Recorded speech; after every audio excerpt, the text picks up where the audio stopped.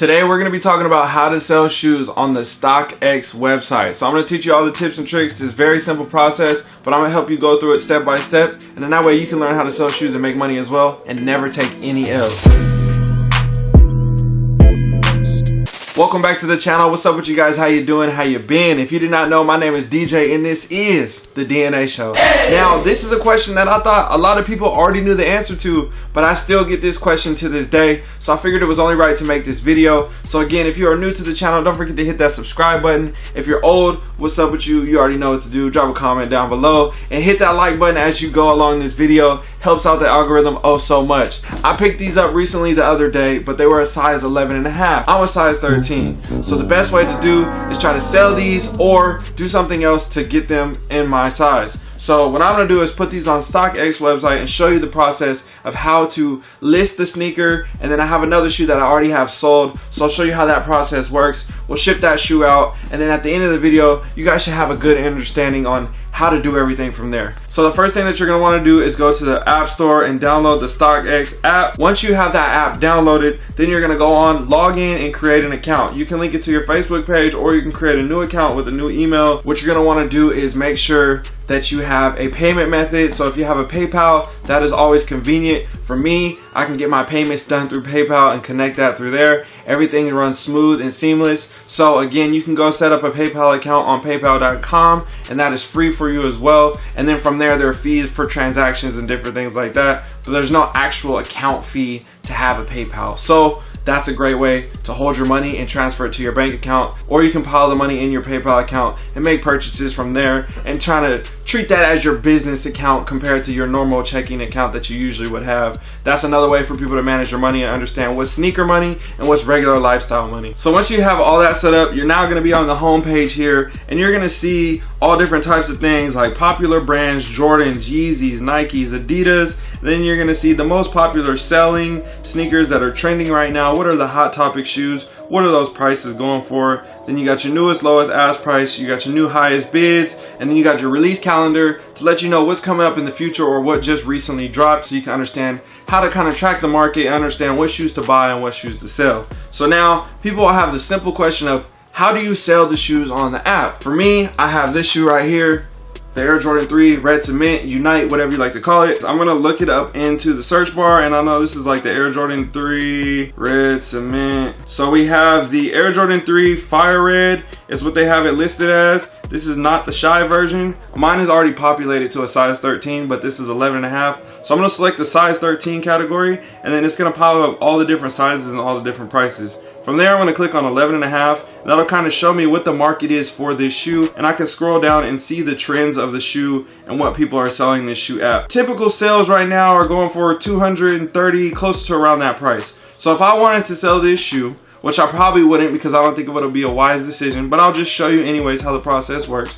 We'll click on the sell button here, and then I'll pop up everybody else's bidding prices, what other people want to pay for the shoe, not what they're willing to sell the shoe for. So then I'll click on the size 11.5, and now I'll be able to see my asking price or the sell now price. So basically right now in this world, somebody is willing to buy the shoe for $220. If they purchase the shoe for $220, the payout would then be $196.47.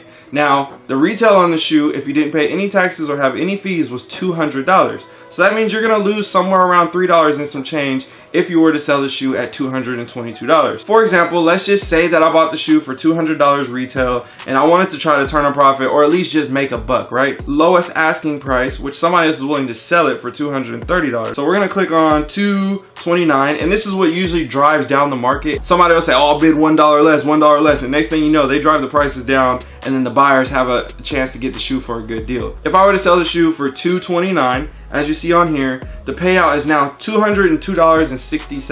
So I bought the shoe for $200, and now my profit is $2.67. Yay. Right, so you see what I'm saying? Certain shoes show you that maybe it's not worth selling it now, maybe it's worth holding it on later, or if you think the shoe is going to go down in value, maybe it is worth selling it now because it might go down in value, or because it hasn't released yet. You know, there's a lot of factors which comes to another part of the game. So I'm going to post the shoe for $250, and that's gonna give me $221. I'm gonna ask over the normal asking price, and then you accept, yes, I have the sneaker box, yes, it's authentic, I'm able to ship in 2 days once the sale happens, and then I confirm the asking sale. From there, now it says, hey, you have successfully listed the shoe for $250. It is now live, size 11.5. StockX requires that sneakers are dead stock and 100% authentic. Whatever it is that comes with the sneaker, you have to have everything that comes with the shoe. So you can't just try to keep the hang tag or different things like that. Otherwise, they'll send it back to you and they'll not give you the sale, and they'll kick the money back and you won't make any money. And you'll have to pay for shipping. Step number 2, it says buyers have the option to bid on your sneakers or buy them immediately. So what that means is, just like we saw earlier with the bids, people are able to bid on the shoe to try to get you to accept a lower offer. Or you can stay firm with your sell price and say, hey, this is all I want to sell it for. I don't want to go any lower. And you can wait until the day that that sneaker sells. Sometimes it takes a really long time, and sometimes you can overbid what the shoe is worth, and people sometimes buy it. So don't always be gung-ho to just go ahead and sell it for that lower price and not make as much money. If you're patient and you know that you can afford to be patient, and you know the shoe that's going to hold its value, be patient and you'll get your money. It always works. So always try to do that to stay ahead of the game, and that way you're never losing any money just trying to say, I flipped some shoes, yet you didn't turn a profit or you took a $5 loss for no reason. So step number 3, it says StockX is not an auction, so sneakers are not automatically sold to the highest bidder, which means, yeah, they could be $1 underneath your bid, but that doesn't mean there's an expiration date or anything like that. Once you say yes to those bids, then it's a sale. But there's never any sale unless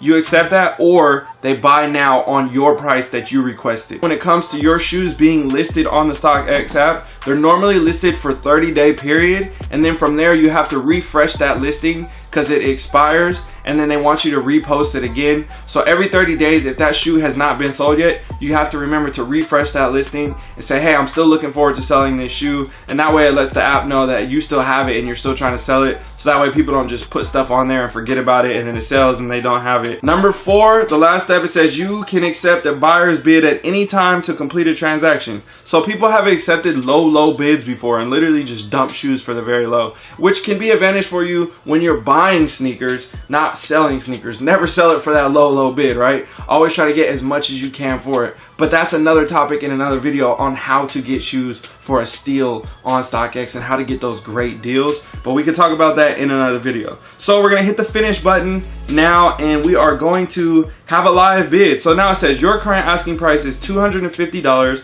and I can update that on the update button right here and change my asking price and go down to match the market. But I know personally I would like to make more money, so for me it makes more sense to just let the shoe sit, let it ride, let the numbers do its course, and you know, I can afford to wait on selling this shoe. Personally, I'm probably going to take it down after this app, but I'm just using this as an example for you guys because I already have a new strategy on how I plan on trading these for a size 13 when I go to SneakerCon. So stay tuned for that video as well. But that's basically the gist of how you get your shoe listed onto the site, how it works, how people bid, and they can do everything like that. And then from there, once the shoe sells, I'm going to now click on a different category. So I just sold these. I have a few pairs of these cleats in all different colors and all these different things. I say, hey, I don't need an extra pair, so it's easier for me to sell them, and I think I can get a good price for them, right? So I posted them for $250. The fee was 8% plus payment processing fee, another 3%. At the end of the day, my total payout ended up being $221.25. Now the retail on this cleat was like $125 or something like that. So as you can see, I was able to profit almost $100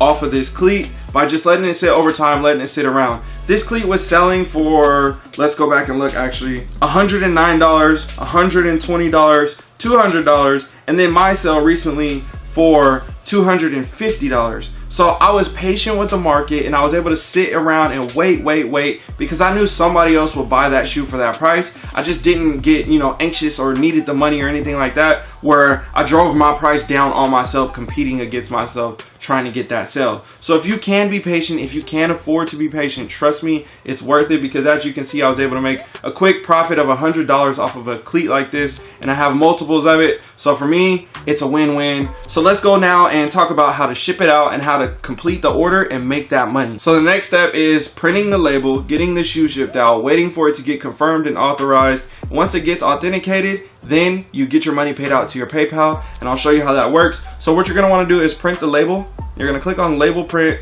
label, whatever you want to call it. Then it's gonna show you right here. Then you're gonna say print shipping label. Then you're gonna select your printer and you're gonna print that out. Once you print that shipping label out, then you're gonna now take that label, put the shoes and the original box into a shipping box. You cannot ship just the box. You need to ship the box of shoes inside of a box. Once you ship it inside that box, you're gonna take that label, put it on top of the box, tape it, drop it off at the post office. Once you drop it off at the post office, you're gonna wait for 2 to 3 days, sometimes 4 days, depending on the day that you ship out, and they will get the shoes, authenticate the shoes, and once they are authenticated, they will then pay out the money to your PayPal account, and from there, the deal is done. You made your money, everything is good to go. So it's a pretty smooth, pretty simple process. And if you are right and strategic with how you price your sneakers, you can always win, because it will show you how much money you get paid out for the price that you're asking for. And if you're never, ever, ever impatient and don't try to drive the prices down like other people do, you can be patient. You can make some good money off of this app. But it's also being wise and being patient. So if that was helpful, I hope it was.